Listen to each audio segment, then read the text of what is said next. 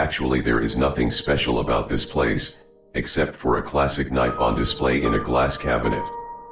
That said, the dagger has eaten more than 100 innocent souls who were viciously killed by Sir Nathan Escrard. Today Mom took me there. I shuddered when Mom said the name Oakstand Museum. But as a good child I never argue with what Mom ordered.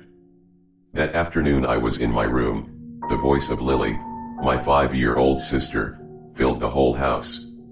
"Jane, hurry up. Dad is already waiting for us," Mom called from downstairs. I rushed over, grabbing the blue checkered shirt from the hanger in the closet and letting my blonde hair down. When I got down, Dad honked and we rushed over. Lily is very happy in the car, but not with me. The image of the dagger standing in the glass case made me shudder again.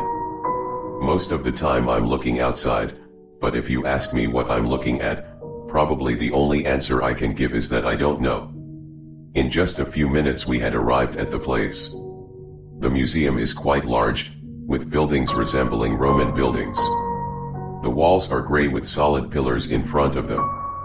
There is a wide staircase that leads to the place. The museum is quite busy today, but maybe it's also because it's a holiday. Mom took me to look at the paintings and Dad and Lily disappeared somewhere. "What do you think of this painting, Jane?" asked Mom. I noticed a painting of a villa across the lake which was painted using the oil paint. "Beautiful," I muttered.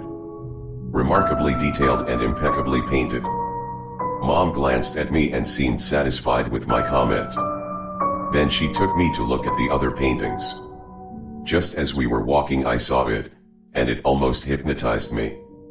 In front of me, in a small glass cabinet against the wall, stood a dagger without a sheath. The knife had a black handle, with a sharp, clean blade. Somehow I can't stop looking at it, as if my mind is with the knife. There was a voice in my heart that said, "Kill them, kill them, kill them." And a most heinous desire that I had never thought of seemed to grow in my mind, the desire to kill. The room suddenly felt quiet, like it was only me and the knife in it. The noise fades into endless nothingness. "Jane's." Mom's voice snapped me to consciousness, and the noise of the museum enveloped me again. With a bit rushed and dazed, I approached Mom. "What are you doing, honey?" "Mom called you many times but you didn't budge," Mom said softly. I groaned. "Just daydreaming." That night I was really haunted by nightmares. In the dream, I sneaked into the museum's oak stand and stole the dagger. I killed the security guards who were on duty and slit their throats with that little thing. As a result, I woke up in the middle of the night drenched in sweat. In the morning, the local TV station reported that there was a theft at the Oakstand Museum and killed 2 security guards who were on guard at night. Surprisingly, the only thing stolen was Sir Nathan Escrard's knife. I winced when I heard that it was the only thing stolen. "Isn't that the thing you saw yesterday, honey?" Mom chirps. I nodded. "Yes. I couldn't really focus at school. The image of that little thing haunted me all day. Worries for no reason languish in my heart and make my mood go down. The next night, my dream was worse. The knife is now in my hand. My eyes were starving with blood and suffering. I saw my face in the mirror, and the knife was in my right hand. It was indeed my face, but the face reflected in the mirror looked unfriendly and evil. Then, in the dream I saw myself going downstairs.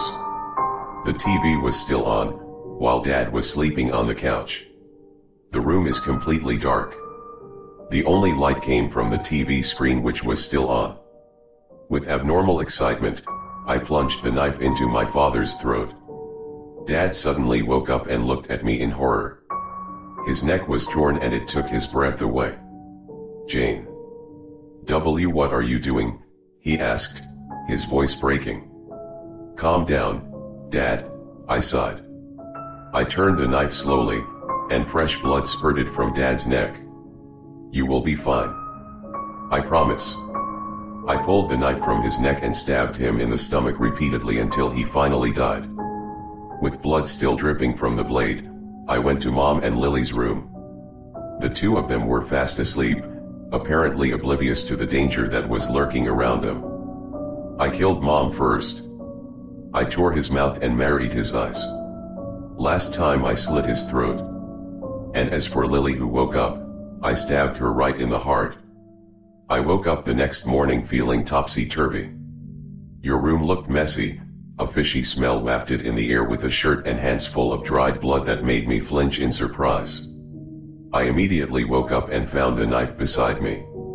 With a slightly dazed mind I went downstairs and found Dad still fast asleep. There were holes in his neck and all over his body.